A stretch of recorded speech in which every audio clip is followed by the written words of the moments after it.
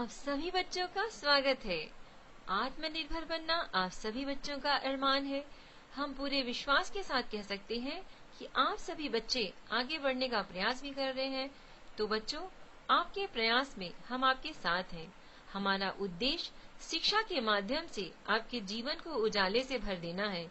जो बच्चे entrance exam की तैयारी कर रहे हैं, उनके लिए जनरल नॉलेज से जुड़े हुए कुछ फैक्ट्स, जिसके अंतर्गत इतिहास का खंड 3, मध्यकालीन भारत। मोहम्मद बिन कासिम के नेतृत्व में अरबों ने भारत पर पहला आक्रमण किया था। अरबों ने सिंध पर 712 ईस्वी में विजय पाई थी। अरब आक्रमण के समय सिंध पर दाही का शासन था। भारत पर अरब वासियों की आक्रमण का मुख्य उद्देश्य धन दौलत लूटना तथा इस्लाम धर्म का प्रचार प्रसार करना था। महमूद गजनी अल्पगीन नामक एक तुर्क सरदार गजनी साम्राज्य का संस्थापक था।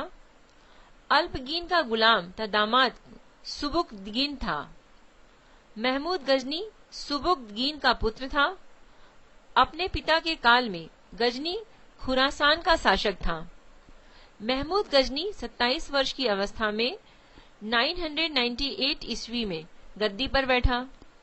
बगदाद का खलीफा अल आदिल बिल्लाह ने महमूद गजनी के पद को मान्यता प्रदान कर दी। उसे यमीन उद दौला तथा यमीन उल मिल्लाह की उपाधि दी। महमूद गजनी ने भारत पर 17 बार आक्रमण किया। महमूद गजनी ने भारत पर पहला आक्रमण 1001 में किया था।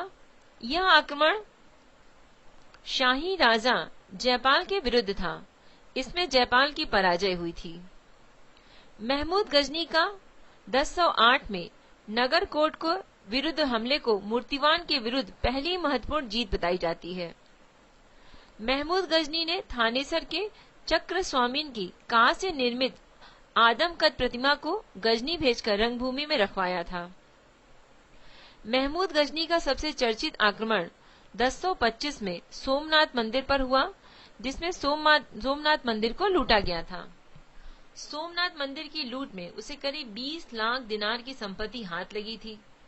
सोमनाथ मंदिर लूट कर ले जाने के क्रम में महमूद पर जाटों ने आक्रमण किया था और कुछ संपत्ति लूट ली थी।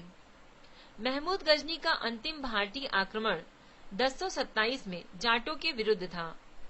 महमूद गजनी की मृत्यु 1030 में हुई थी। अलबरीन फिरदौसी उल्बी तथा फरूकी महमूद गजनी के दरबार में रहते थे। मोहम्मद गौरी गौर मोहम्मद गजनी के अधीन एक छोटा सा राज्य था। 1173 ईस्वी में शहाबुद्दीन मोहम्मद गौरी गौर का शासक बना। मोहम्मद गौरी ने भारत पर पहला आक्रमण 1175 में मुल्तान के विरुद्ध किया था। मोहम्मद गौरी का दूसरा आक्रमण 1178 में पाटन यानी गुजरात पर हुआ था।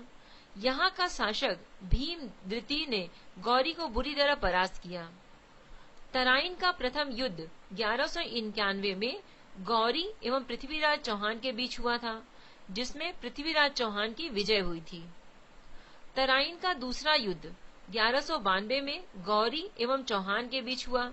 इसमें गौरी को विजय प्राप्त हुई। चंदावर का युद्ध 1194 में गौरी एवं जयचंद के बीच हुआ। इस युद्ध में गौरी को विजय प्राप्त हुई।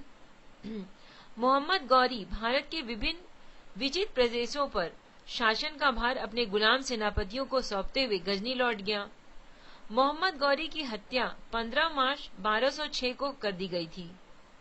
सल्तनत काल गुलाम वंश गुलाम वंश की स्थापना 1206 में कुतुबुद्दीन ऐबक ने किया था। वह गौरी का गुलाम था। कुतुबुद्दीन ऐबक ने अपना राज्याभिषेक 24 जून 1206 को किया था।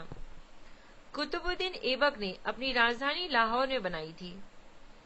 कुतुब मीनार की नींव कुतुबुद्दीन ऐबक ने डाली थी। दिल्ली का कुवत उल इस्लाम मस्जिद एवं अजमेर का 2.5 दिन का झोपड़ा नामक मस्जिद का निर्माण ऐबक ने करवाया था। कुतुबुद्दीन ऐबक को लाख बख्श यानी लाखों का दान देने वाला भी कहा जाता था। प्राचीन नालंदा विश्वविद्यालय को ध्वस्त करने वाला ऐबक का सहायक सेनानायक बख्तियार खिलजी था। ऐबक की मृत्यु 1210 में चौगान खेलते समय घोड़े से गिरकर हो गई थी। इसे लाहौर में दफनाया गया। ऐबक का उत्तराधिकारी आराम शाह हुआ, जिसने सिर्फ 8 महीने तक शासन किया। आराम शाह की हत्या करके इल्तुमिश 1211 ईस्वी में दिल्ली की गद्दी पर बैठा। इल्तुमिश तुर्किस्तान का इलबरी तुर्क था, जो ऐबक का गुलाम एवं दामाद था। ऐबक की मृत्यु के समय वह बदायूं का गवर्नर था। इल्तुमिश लाहौर से राजधानी को स्थानांतरित करके दिल्ली लाया। इल्तुमिश द्वारा किए गए महत्वपूर्ण कार्य निम्न हैं। पहला, कुतुब मीनार के निर्माण को पूर्ण करवाया। दूसरा, सबसे पहले शुद्ध अरबी सिक्के जारी किए। तीसरा, इक्ता प्रणाली चलाई। चौथा, 40 गुलाम सरदारों का संगठन बनाया, जो तुर्कान चिहलगानी के नाम से जाना गया। पांचवा, सर्वप्रथम दिल्ली के अमीरों को दमन किया। इल्तुमिश पहला शासक था जिसने 1229 ईस्वी में बगदाद के खलीफा से सुल्तान पद की वैधानिक स्वीकृति प्राप्त की थी। इल्तुमिश की मृत्यु अप्रैल 1236 में हो गई थी। इल्तुमिश के बाद उसका पुत्र रुकुनुद्दीन फिरोज गद्दी पर बैठा। वह एक अयोग्य शासक था। इसके अल्पकालीन शासन पर उसकी मां शाह तुर्कान छाई रही। शाह तुर्कान के अवांछित प्रभाव से परेशान होकर तुर्की अमीरों ने रुकुनुद्दीन को हटाया और रजिया को सिंहासन पर बैठा दिया। इस प्रकार रजिया बेगम प्रथम मुस्लिम महिला थी जिसने शासन की बागडोर संभाली।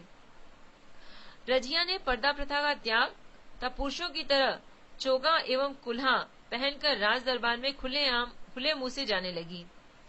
रजिया ने मलिक जमालुद्दीन याकूत को अमीर अखुर यानी घोड़े का सरदार नियुक्त किया।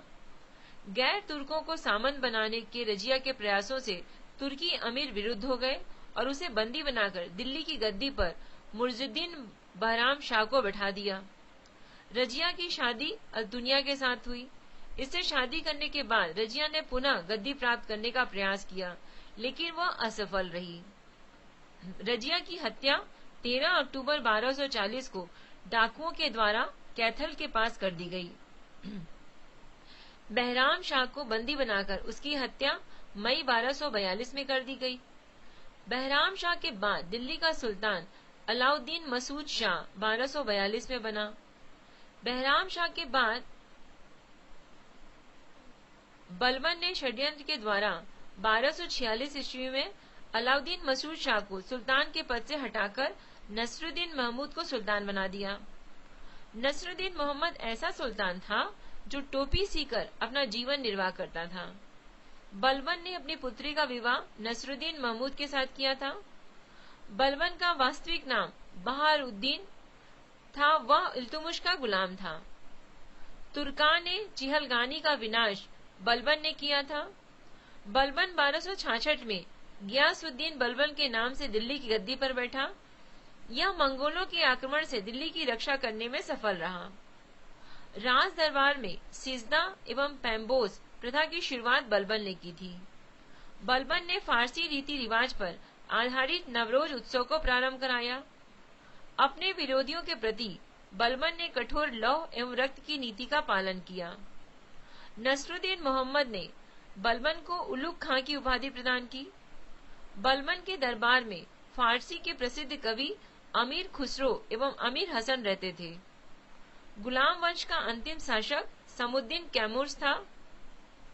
खिलजी वंश 1290 से 1320 तक। गुलाम वंश के शासन को समाप्त कर 13 जून 1290 को जलालुद्दीन फिरोज खिलजी वंश की स्थापना की। इसने किलोखरी को अपनी राजधानी बनाया। जलालुद्दीन की हत्या 1296 में उसके भतीजे एवं दामाद अलाउद्दीन खिलजी ने कड़ामनिकुपुर इलाहाबाद में कर दी थी। 22 अक्टूबर 1296 में अलाउद्दीन दिल्ली का सुल्तान बना। अलाउद्दीन के बचपन का नाम अली तथा गुरशाप था।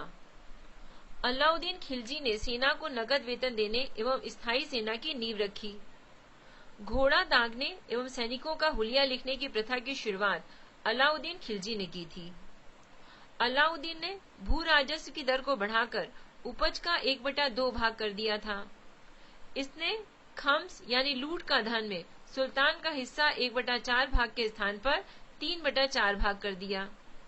इसने व्यापारियों में बेईमानी रोकने के लिए कम तौलने वाले व्यक्ति के शरीर से मांस काट लेने का आदेश दिया। दक्षिण भारत की विजय के लिए अलाउद्दीन ने मलिक काफूर को भेजा। जमेत खाना मस्जिद, अलाई दरवाजा, सीरी का किला तथा 1000 खंबा महल का निर्माण अलाउद्दीन खिलजी ने करवाया था। दैवी अधिकार के सिद्धांत को अलाउद्दीन ने चलाया था।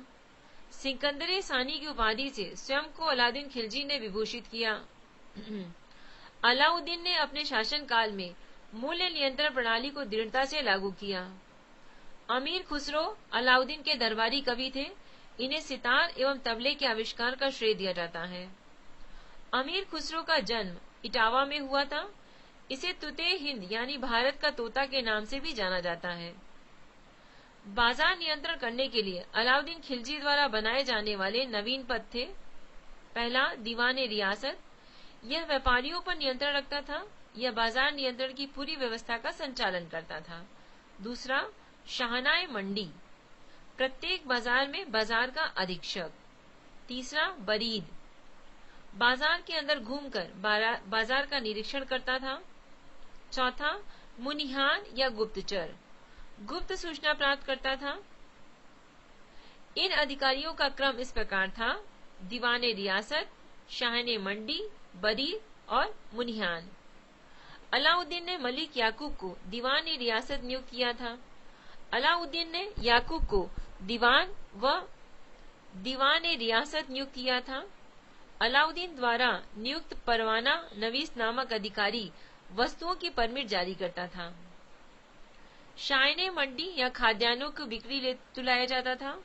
शराय अदल या वस्त्र, शक्कर, जड़ी बूटी, मेवा, दीपक का तेल एवं अन्य निर्मित वस्तुएं बिकने के लिए आती थी। अलाउद्दीन खिलजी की आर्थिक नीति की व्यापार जानकारी जियाउद्दीन बन्नी की कृति तारीखे फिरोज शाही में मिलती है। खजाइनुल फतू अमीर खुसरो, रिहला इब्न बतूता एवं फुतूहस्तारानी इमामी की कृति है। मूल्य नियंत्रण को सफल बनाने में मुहत्सिब यानी सेंसर एवं नाजिर यानी नापतौल अधिकारी की महत्वपूर्ण भूमिका होती थी। राजस्व सुधारों के अंतर्गत अलाउद्दीन ने सर्वप्रथम मिल्क, इनाम एवं वक्फ के अंतर्गत दी गई भूमि को वापस लेकर उसे खालसा भूमि में बदल दिया। अलाउद्दीन खिलजी के द्वारा लगाए जाने वाले 2 नवीन कर थे। पहला, चराई कर, जो दुधारू पशुओं पर लगाया जाता था। दूसरा, गड़ी कर, जो घरों एवं झोपड़ियों पर लगाया जाता था। जजिया कर, गैर मुसलमानों से लिया जाता था। जकात कर, मुसलमानों से लिया जाता था, जो एक धार्मिक कर था। यह संपत्ति का 40वां हिस्सा हुआ करता था। अलाउद्दीन खिलजी की मृत्यु 5 जनवरी 1316 में हो गई थी। कुतुबुद्दीन मुबारक खिलजी 1316 ईस्वी को दिल्ली के सिंहासन पर बैठा। इसे नग्न स्त्री पुरुष की संगत पसंद थी। मुबारक खिलजी कभी कभी दरबार में स्त्रियों का वस्त्र पहनकर आ जाता था।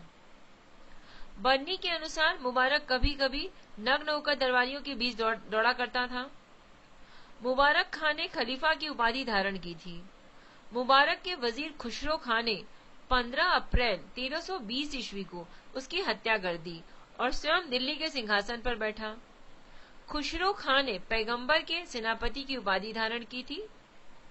तुगलक वंश 1320 से 1398 तक। 5 सितंबर 1320 को खुसरो खां को पराजित करके गाजी मलिक या तुगलक गाजी गयासुद्दीन तुगलक के नाम से 8 सितंबर 1320 को दिल्ली के सिंहासन पर बैठा। गयासुद्दीन तुगलक ने करीब 29 बार मंगोल आक्रमण को विफल किया। गयासुद्दीन ने अलाउद्दीन के समय में किए गए अमीरों की भूमि को पुनः लौटा दिया। इसने सिंचाई के लिए कुएं एवं नहरों का निर्माण करवाया। संभवतः नहरों का निर्माण करने वाला गयासुद्दीन प्रथम शासक था। गयासुद्दीन तुगलक ने दिल्ली के समीप स्थित पहाड़ियों पर तुगलकाबाद नाम का एक नया नगर स्थापित किया। रोमन शैली में निर्मित इस नगर में एक दुर्ग का निर्माण हुआ। इस दुर्ग को 56 कोट के नाम से भी जाना जाता है। गयासुद्दीन तुगलक की मृत्यु 1325 ईस्वी में बंगाल के अभियान से लौटते समय जूना खां द्वारा निर्मित लकड़ी के महल में दबकर हो गई।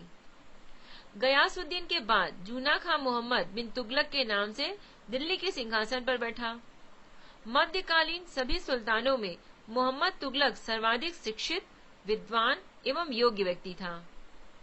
मोहम्मद बिन तुगलक को अपनी सनक भरी योजनाओं, क्रूर कृत्यों एवं दूसरे के सुख दुख के प्रति उपेक्षा भाव रखने के कारण स्वप्नशील, पागल एवं रक्त पिपासु कहा गया।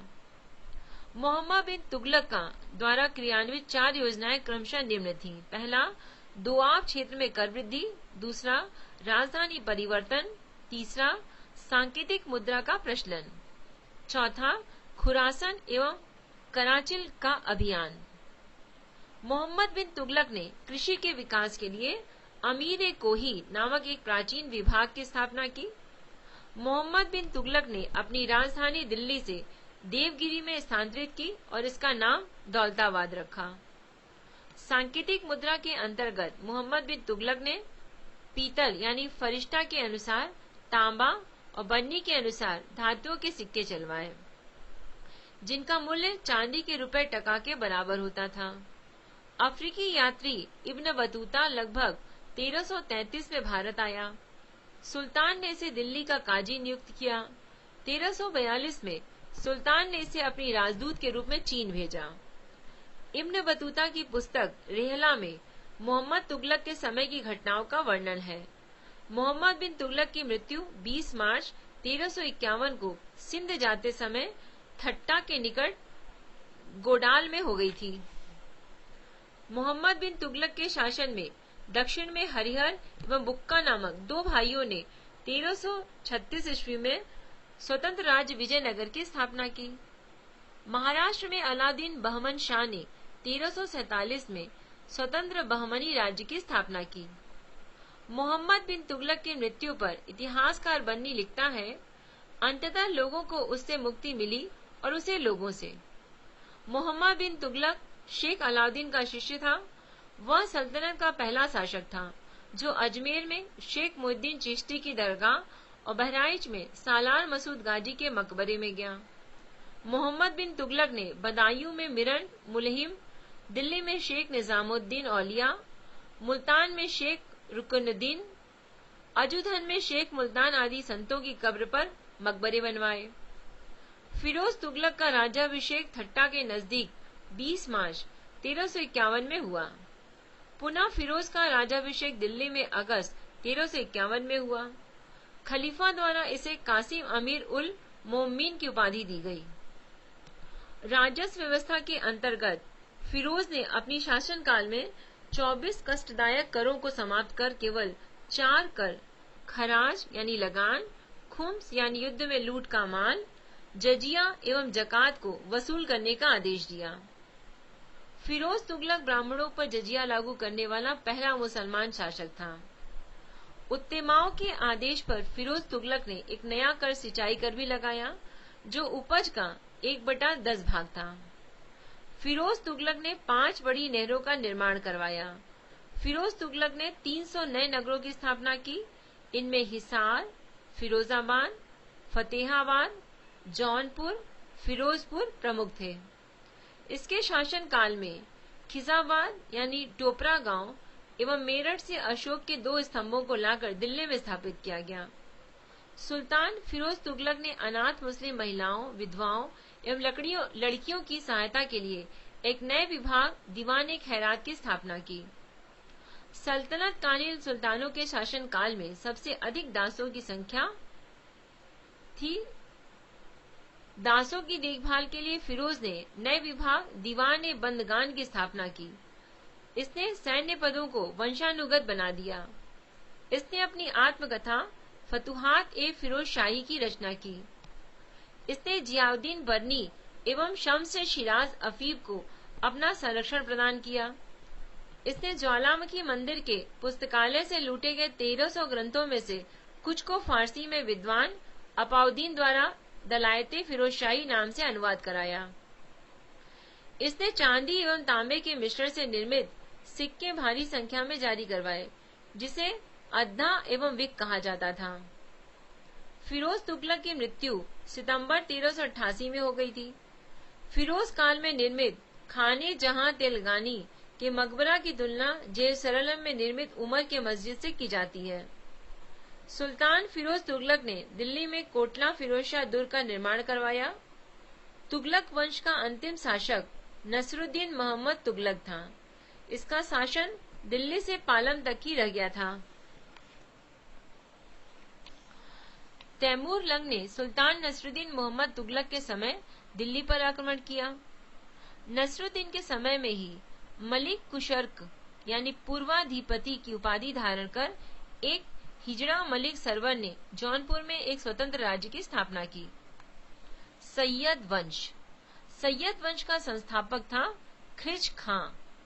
इसने सुल्तान की उपाधि न धारण कर अपने को रैयते आला की उपाधि से खुश रखा। खिज्र खां तैमूर लंग का सेनापति था। भारत से लौटते समय तैमूर लंग ने खिज्र खां को मुल्तान, लाहौर एवं दीपालपुर का शासक नियुक्त किया।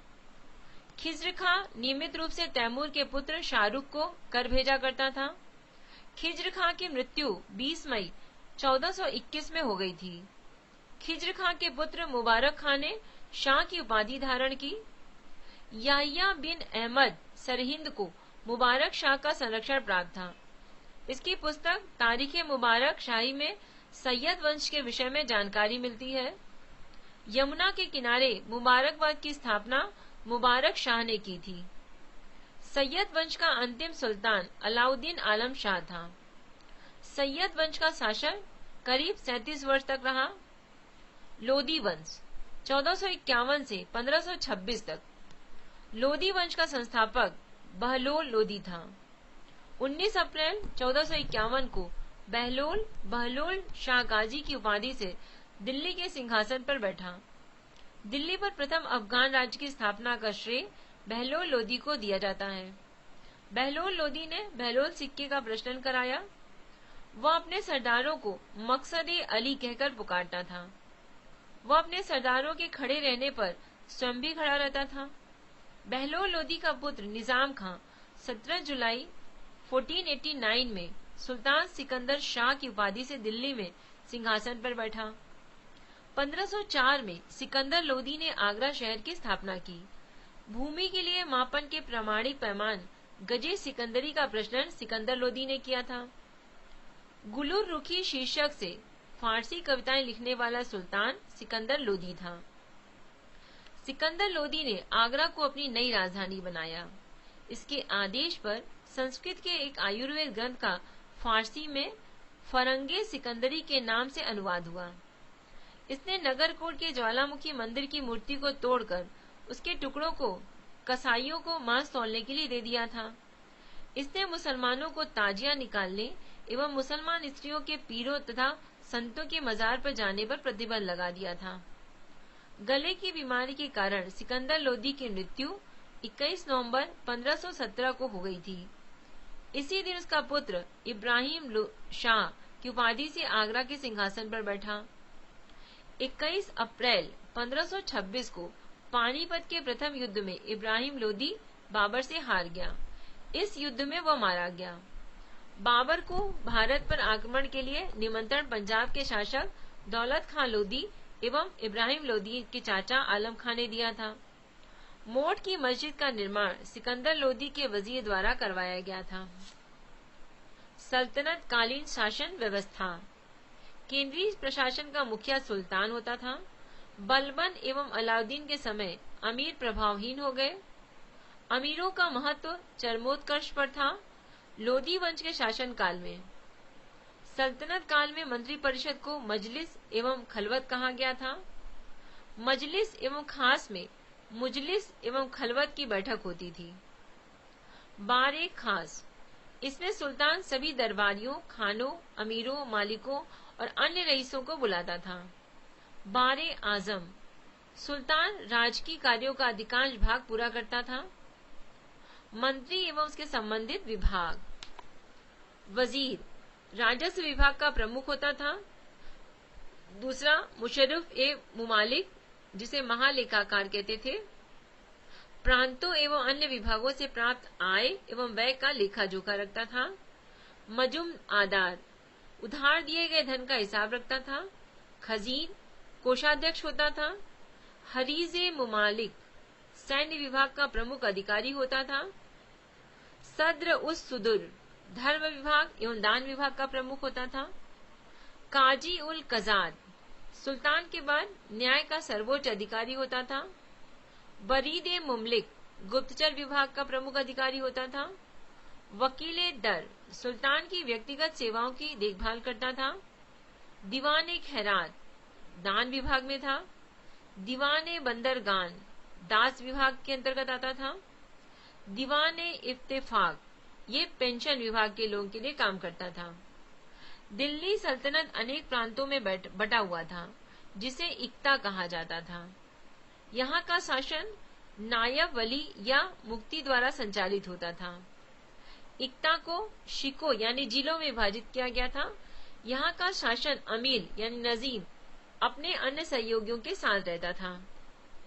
एक शहर या 100 गांव के शासन की देखरेख में अमीर सदा नामक अधिकारी कार्य करता था। प्रशासन की सबसे छोटी इकाई ग्राम होती थी। सुल्तान की स्थायी सेना को खासखेल नाम दिया गया था।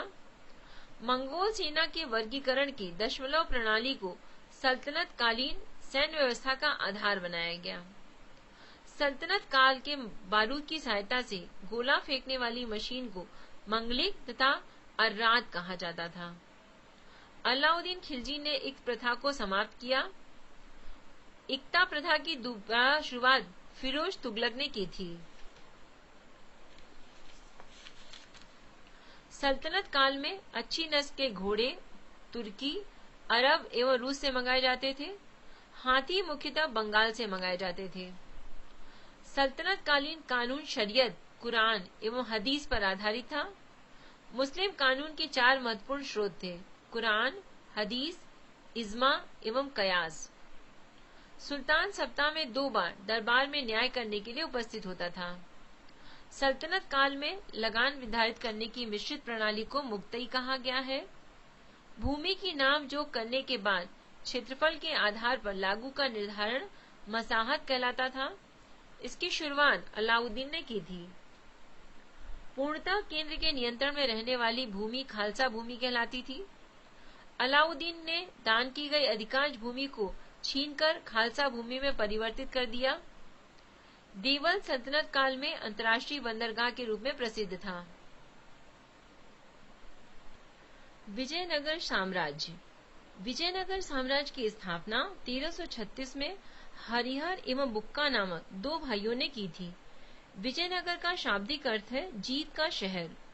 हरिहर एवं बुक्का ने विजयनगर के विद्यारण संत से आशीर्वाद प्राप्त किया था। हरिहर एवं बुक्का ने अपने पिता संगम के नाम पर संगम राजवंश की स्थापना की। विजयनगर साम्राज्य की राजधानी हम्पी थी। विजयनगर साम्राज्य के खंडहर तुंगभद्रा नदी पर स्थित है। इसकी राजभाषा तेलुगु थी। हरिहर एवं बुक्का पहले काकतीय शासक प्रताप रुद्रदेव के सेवक थे।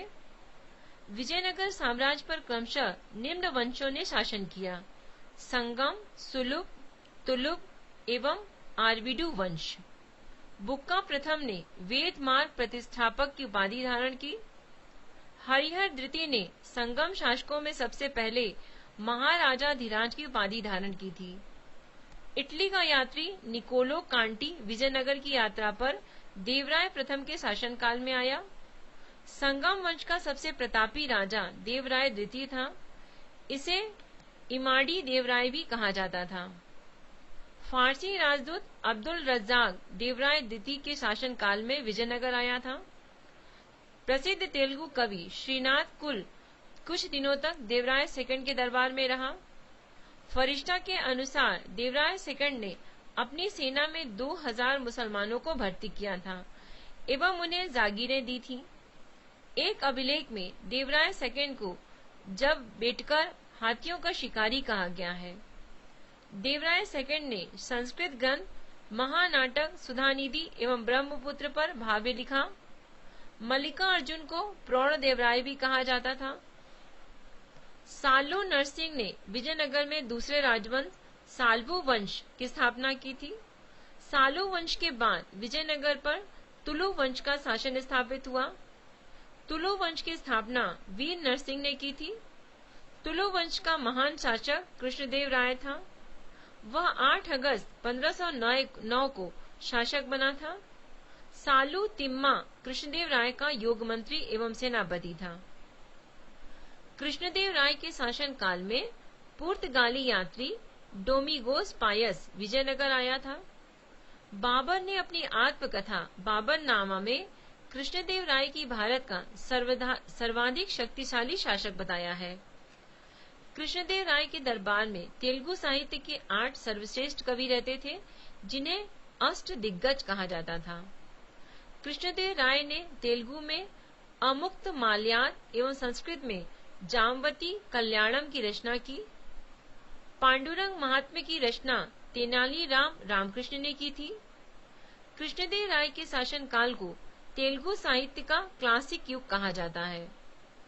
नागलपुर नामक एक नगर हजारा एवं विठल स्वामी मंदिर का निर्माण कृष्णदेव राय ने करवाया था। कृष्णदेव राय ने आंध्र भोज, अभिनय भोज, आंध्र पितामह आदि उपाधि धारण की थी। कृष्णदेव राय की मृत्यु 1529 में हो गई थी। तुलु वंश का अंतिम शासक सदाशिव था। राक्षसी तंगड़ी या तालीकोटा या बन्नी हट्टी का युद्ध 25 जनवरी 1565 में हुआ था। इसी युद्ध के कारण विजयनगर का पतन हुआ। विजयनगर के विरुद्ध बने दक्षिण राज्यों के संघ में शामिल था।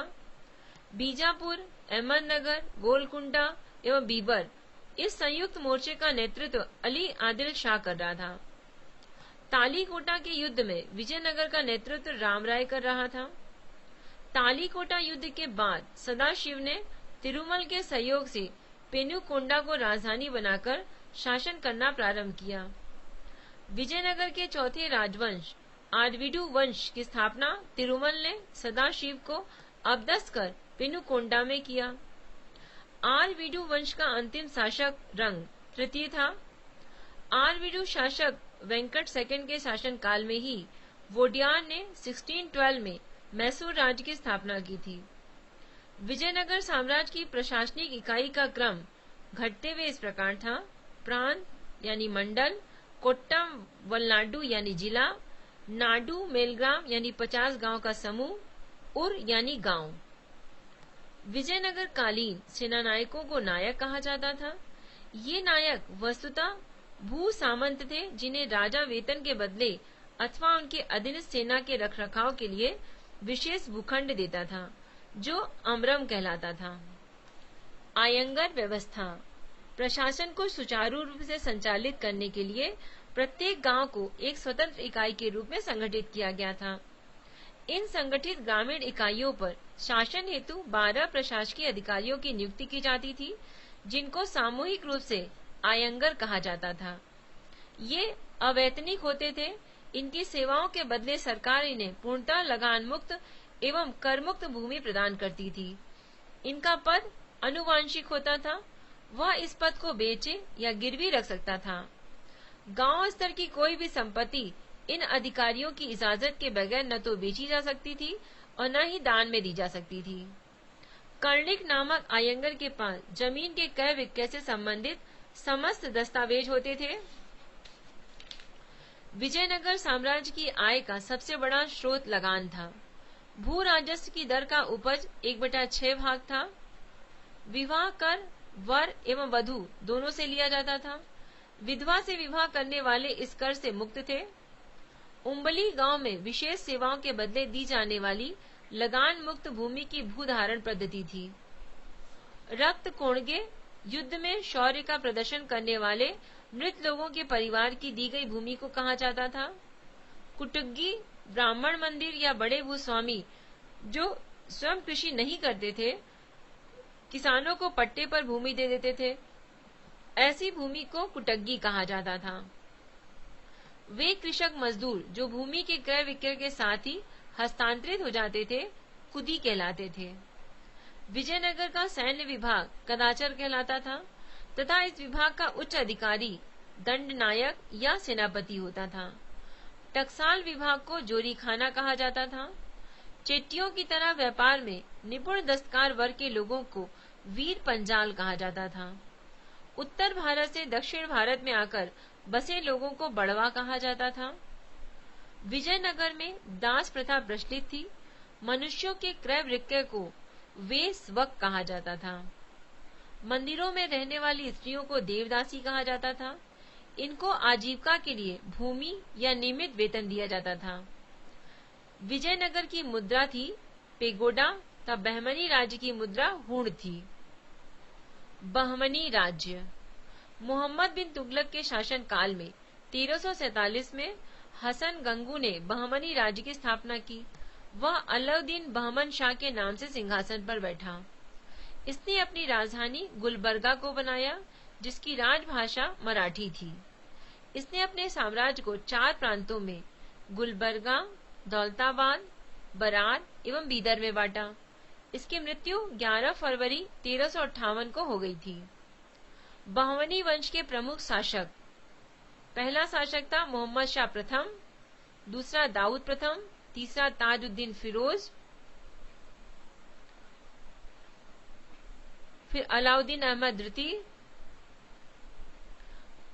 अलाउद्दीन मुजीद शाह, मोहम्मद शाह द्वितीय, शहाबुद्दीन अहमद प्रथम, सुल्तान शहाबुद्दीन मोहम्मद।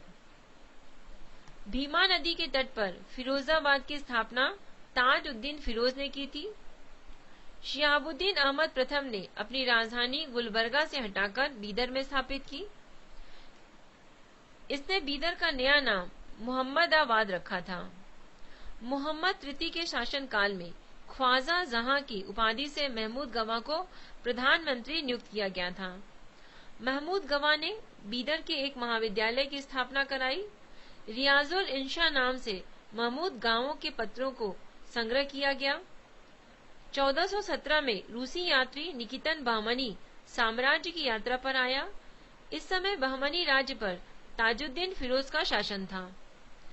बहमनी साम्राज्य के चारों प्रांतों के प्रांतपति उसके विरुद्ध विशेष से जाने जाते थे। बीजापुर गुलबर्गा तराव में शामिल था। यह सबसे महत्वपूर्ण तराव था। कलीमुल्ला बहमनी वंश का अंतिम शासक था। इसकी मृत्यु के समय बहमनी राज्य 5 स्वतंत्र राज्यों में बंट गया था।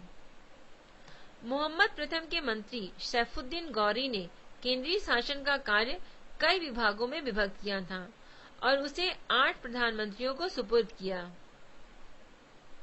बहमनी राज्य में कुल 18 शासक थे, जिन्होंने कुल मिलाकर 175 वर्ष शासन किया। स्वतंत्र प्रांतीय राज जौनपुर की स्थापना फिरोज शाह तुगलक ने अपने भाई जौन खां की स्मृति में की थी। जौनपुर में स्वतंत्र शर्की राजवंश की स्थापना मलिक सरवर यानी ख्वाजा जहान ने की थी। ख्वाजा जहान को मलिक उस शर्क यानी पूर्व का स्वामी की उपाधि 1394 में फिरोज शाह तुगलक के पुत्र सुल्तान मोहम्मद ने दी थी। जौनपुर के अन्य प्रमुख शासक थे मुबारक शाह, शमशुद्दीन इब्राहिम शाह, महमूद शाह और हुसैन शाह। लगभग 75 वर्ष तक स्वतंत्र रहने के बाद जौनपुर पर बहलोल लोदी ने कब्जा कर लिया। शर्की शासन के अंतर्गत विशेषकर इब्राहिम शाह के समय में जौनपुर में साहित्य एवं स्थापत्य कला के क्षेत्र में हुए विकास के कारण जौनपुर को भारत के सिराज के नाम से जाना गया। अटाला देवी की मस्जिद का निर्माण 1408 में शर्की सुल्तान इब्राहिम शाह द्वारा किया गया था। अटाला देवी मस्जिद का निर्माण कन्नौज के राजा विजयचंद्र द्वारा निर्मित अटाला देवी के मंदिर को तोड़कर किया गया था।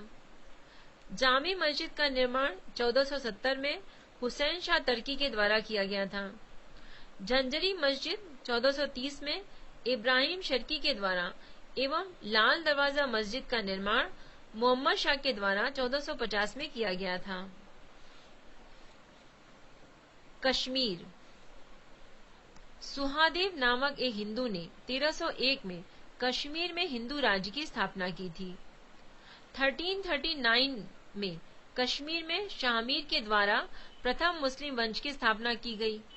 कश्मीर का प्रथम मुस्लिम शासक शाहमीर था, जो शमुद्दीन शाहमीर के नाम से गद्दी पर बैठा। इसने अपनी राजधानी इंद्रकोट में स्थापित की।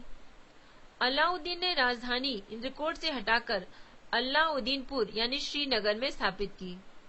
हिंदू मंदिरों एवं मूर्तियों को तोड़ने के कारण सुल्तान सिकंदर को बुतशिकन कहा गया। 1420 में जैनुल आबदीन सिंहासन पर बैठा। इसकी धार्मिक सहिष्णुता के कारण इसे कश्मीर का अकबर कहा गया। जैन उल आबदीन फारसी, संस्कृत, कश्मीरी, तिब्बती आदि भाषाओं का ज्ञाता था। इसने महाभारत एवं राजतंगणी को फारसी में अनुवाद कराया। 1588 में अकबर ने कश्मीर को मुगल साम्राज्य में मिला लिया।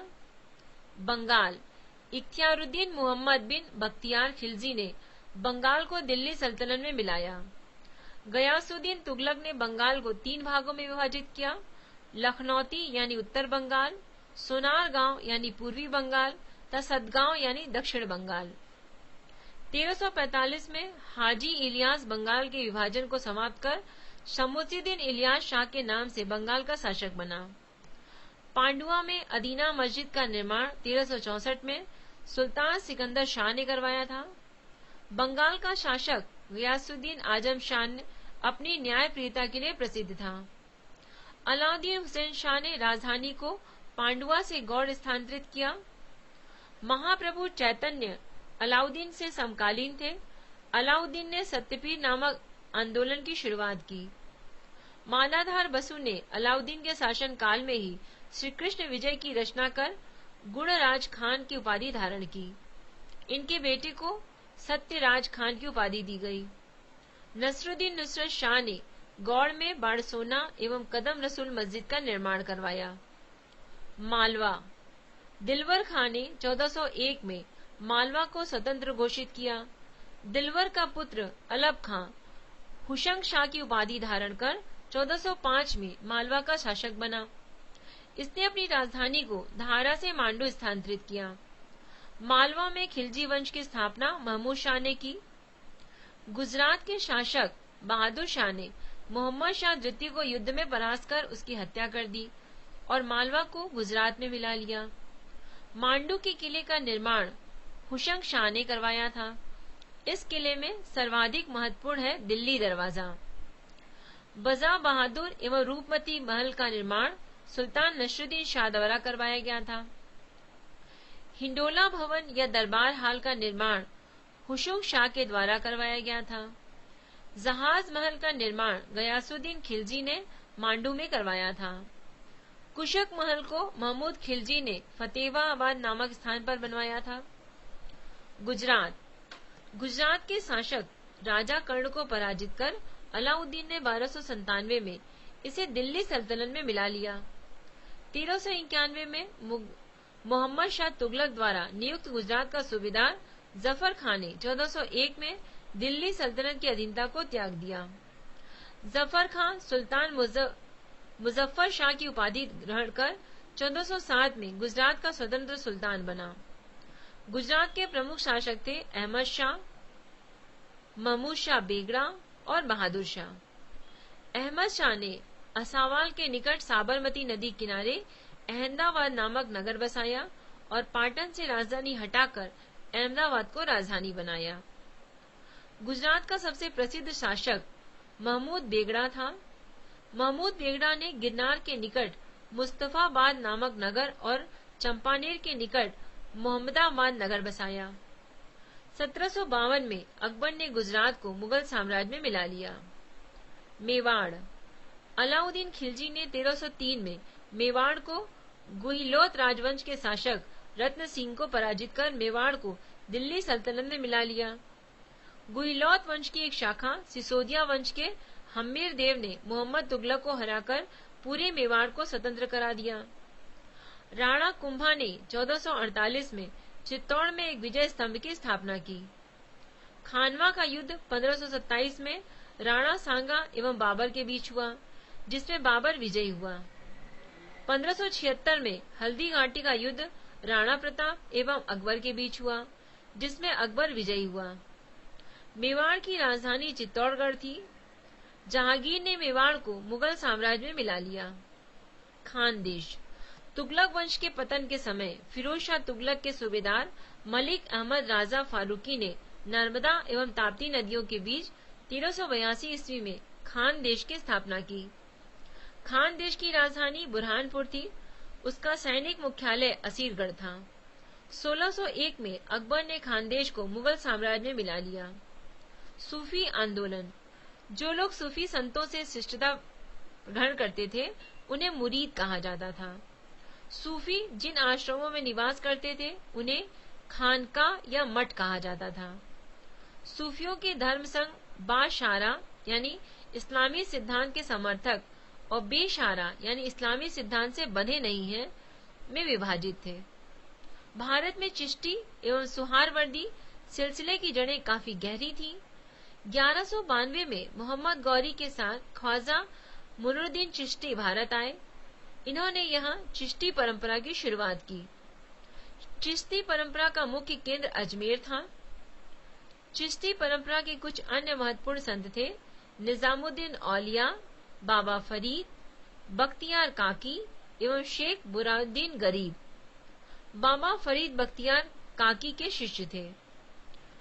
बाबा फरीद की रचनाएं गुरु ग्रंथ साहिब में मिलती हैं।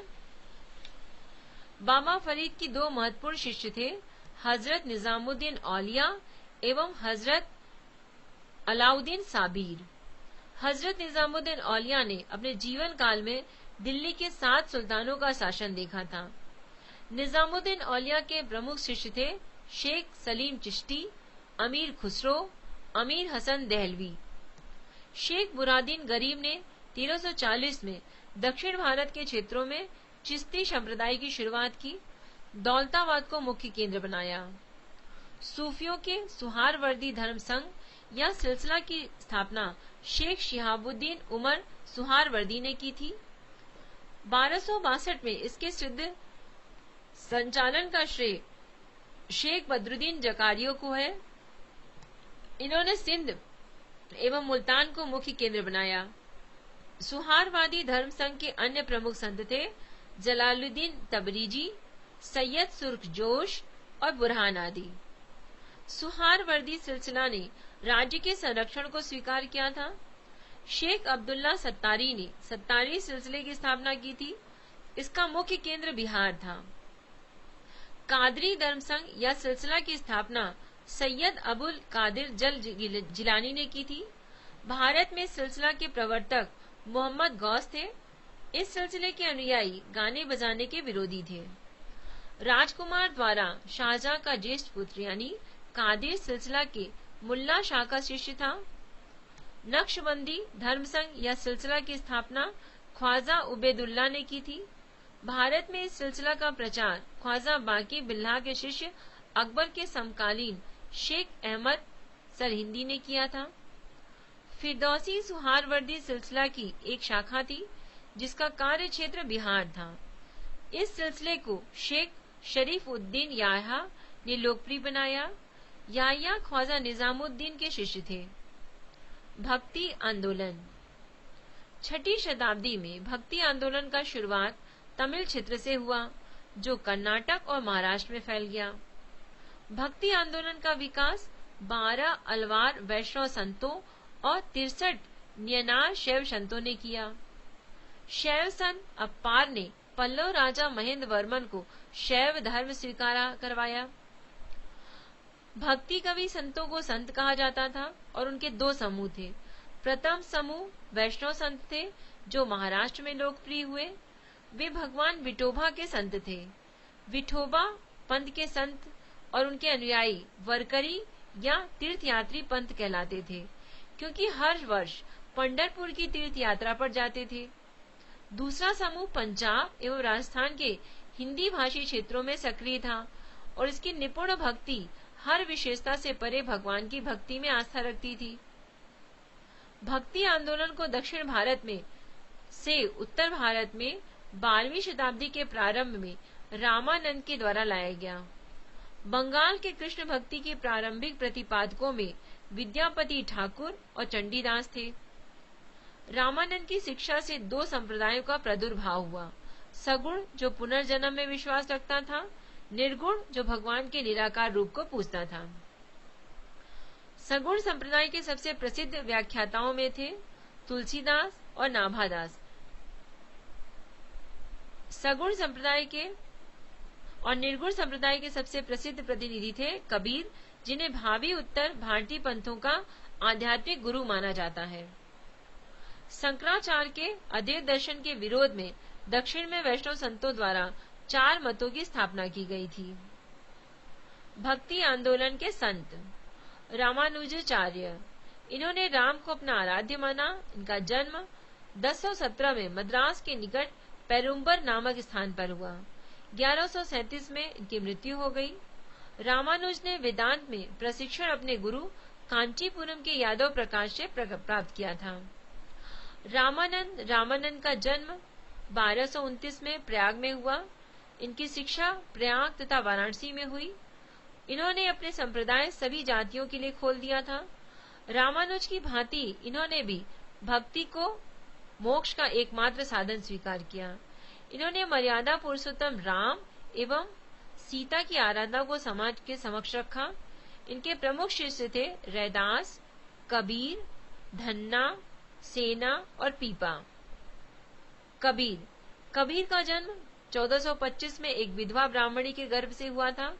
लोक लज्जा के भय से उसने नवजात शिशु को वाराणसी में लहतारा के पास एक तालाब के समीप छोड़ दिया। जुलाहा, नीरू तथा उसकी पत्नी नीमा इस नवजात शिशु को अपने घर ले आए। इस बालक का नाम कबीर रखा गया। इन्होंने राम, रहीम, हजरत, अल्लाह आदि को एक ही ईश्वर के अनेक रूप माने। जाति प्रथा, धार्मिक कर्मकांड, बाह्य आडंबर, मूर्ति पूजा, जप, तप, अवतारवाद आदि का घोर विरोध करते हुए एकेश्वरवाद में आस्था व्यक्त की एवं निराकार ब्रह्म की उपासना को महत्व दिया। निर्गुण भक्ति धारा से जुड़े कबीर ऐसे प्रथम भक्त थे जिन्होंने संत होने के बाद भी पूर्णतः गृहस्थ जीवन का निर्वाह किया। इनके अनुयायी कबीरपंथी कहलाते हैं। कबीर के उपदेश शब्द सिखों के आदि ग्रंथ में संग्रहित हैं। गुरु नानक का जन्म 1469 में अविभाजित पंजाब के तलवंडी नामक स्थान पर हुआ था, जो अब ननकाना साहब के नाम से जाना जाता है। उनकी माता का नाम तृप्ता देवी था, पिता का नाम कालूराम था। बटाला के मूलराज खत्री की बेटी सुलक्षणी से उनका विवाह। उन्होंने देश का 5 बार चक्कर लगाया, जिसे उदासीस कहा जाता है। उन्होंने कीर्तनों के माध्यम से उपदेश दिए। अपने जीवन के अंतिम क्षणों में उन्होंने रावी नदी के किनारे करतारपुर में अपना डेरा यानी मठ स्थापित किया। अपने जीवन काल में ही उन्होंने आध्यात्मिक आधार पर अपने पुत्रों की जगह अपने शिष्य भाई लाहना की अपना उत्तराधिकारी नियुक्त किया। उनकी मृत्यु 1539 में करतारपुर में हुई। नानक ने सिख धर्म की स्थापना की। नानक सूफी संत बाबा फरीद से प्रभावित थे। चैतन्य का जन्म 1486 में नदिया यानी बंगाल के मायापुर गांव में हुआ था। इनके पिता का नाम जगन्नाथ मिश्र एवं माता का नाम सची देवी था। पाठशाला में चैतन्य को निमाई पंडित कहा जाता था। इन्होंने गोसाई संघ की स्थापना की और साथ ही संकीर्तन प्रथा को जन्म दिया। इनके दार्शनिक सिद्धांत को अचित भेदभाववाद के नाम से जाना जाता है। सन्यासी बनने के बाद बंगाल छोड़कर पुरी उड़ीसा चले गए, जहां उन्होंने 2 दशक तक भगवान जगन्नाथ की उपासना की। श्री मदवल्लभाचार्य का जन्म 1479 में चंपारण वाराणसी में हुआ था। इनके पिता का नाम लक्ष्मण भट्ट तथा माता का नाम यल्लमा गुरु था। इनका विवाह महालक्ष्मी के साथ हुआ। इनके 2 पुत्र थे, गोपीनाथ तथा विठलनाथ। इन्होंने गंगा यमुना संगम के समीप अरेल नामक स्थान पर अपना निवास स्थान बनाया। वल्लभाचार्य ने भक्ति साधना पर विशेष जोर दिया है। इन्होंने भक्ति को मोक्ष का साधन बताया। इनके भक्ति मार्ग को पुष्टि मार्ग कहा जाता है। गोस्वामी तुलसीदास, इनका जन्म उत्तर प्रदेश के बांदा जिले में राजपुर गांव में 1554 में हुआ था। इन्होंने रामचरितमानस की स्थापना की है। धन्ना धन्ना का जन्म 1415 में एक जाट परिवार में हुआ था। राजपुताना से बनारस में आकर ये रामानंद के शिष्य बन गए। कहा जाता है कि इन्होंने भगवान की मूर्ति को हठात भोजन कराया था। रैदास ये जाति से चमार थे। रामानंद के 12 शिष्यों में से एक थे। इनके पिता का नाम रघु तथा माता का नाम दुर्बिनिया था। ये जूता बनाकर जीविकोपार्जन करते थे। मीराबाई ने इन्हें अपना गुरु माना था। इन्होंने रायदासी संप्रदाय की स्थापना की। दादू दयाल ये कबीर के अनुयायी थे। इनका जन्म 1554 में अहमदाबाद में हुआ था। इनका संबंध धुनिया जाति से था। सांभर में आकर इन्होंने ब्रह्म संप्रदाय की स्थापना की। अकबर ने धार्मिक चर्चा के लिए इन्हें एक बार फतेहपुर सीकरी बुलाया था। इन्होंने निपंख नामक आंदोलन की शुरुआत की थी। बच्चों, बहुत जल्दी हम रेलवे भर्ती बोर्ड केंद्रीकृत परीक्षा, मध्य प्रदेश राज्य सेवा प्रारंभिक परीक्षा तथा मध्य प्रदेश चतुर्थ श्रेणी कर्मचारी परीक्षा के लिए वस्तुनिष्ठ प्रश्नों एवं उनके उत्तर को अपलोड करेंगे। उम्मीद करते हैं जो आपके लिए लाभदायक एवं उपयोगी होगा। तो बच्चों, जो काम करो पूरी निष्ठा से करो। अविश्वास के जहर को कभी पास में फटकने भी मत दो। निष्ठा और विश्वास मनुष्य की नियति को बदल देते हैं। आप लोग कोई भी हमसे अगर संपर्क करना चाहते हैं या हमसे कोई अपने विषय संबंधित कोई बातचीत करना चाहते हैं तो आप हमें मेल कर सकते हैं। हमारा मेल आईडी है voiceforblind यानी voice for blind @gmail.com। धन्यवाद।